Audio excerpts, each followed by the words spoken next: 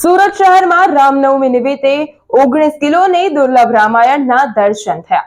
19 કિલોની દુર્લભ સોનાની રામાયણ ભક્તોના દર્શન અર્થે ખુલ્લી મૂકવામાં આવી, જેના દર્શન મોટી સંખ્યામાં ભક્તોએ કર્યા હતા।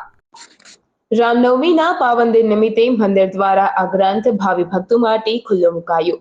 540 પાનાની સોનાની રામાયણ 222 તોલાના સ્વર્ણની સ્યાહીથી લખવામાં આવી। આ રામાયણ 19 કિલોની છે, જેમાં 10 કિલો ચાંદી, 4000 હીરા માણેક, પન્ના અને નીલમથી આ રામાયણને સજાવવામાં આવી છે, જેની કિંમત કરોડોમાં આંકવામાં આવે છે। ત્યારે સ્વર્ણ રામાયણના મુખ્ય પૃષ્ઠ પર 1 તોલા સોનાથી શિવની, અડધા તોલા સોનાથી હનુમાનની પ્રતિમા પણ બનાવવામાં આવી છે। 1981માં રામભાઈ ભક્ત દ્વારા આ સ્વર્ણ રામાયણને ખાસ પુષ્ય નક્ષત્રમાં જ લખવામાં આવી હતી। કુલ 9 મહિના અને 9 કલાકમાં આ રામાયણને લખવામાં આવી છે, જેમાં આ રામાયણ લખવામાં 12 લોકો સામેલ હતા। 530 પાના પર રામના જીવનને ચિત્રિત કરવામાં આવ્યું છે।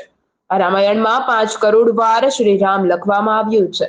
રામાયણ માટે જર્મનીથી પાના મંગાવવામાં આવ્યા હતા, જેને પાણીમાં ધોવા છતાં પણ તેની પર કોઈ અસર થતી નથી।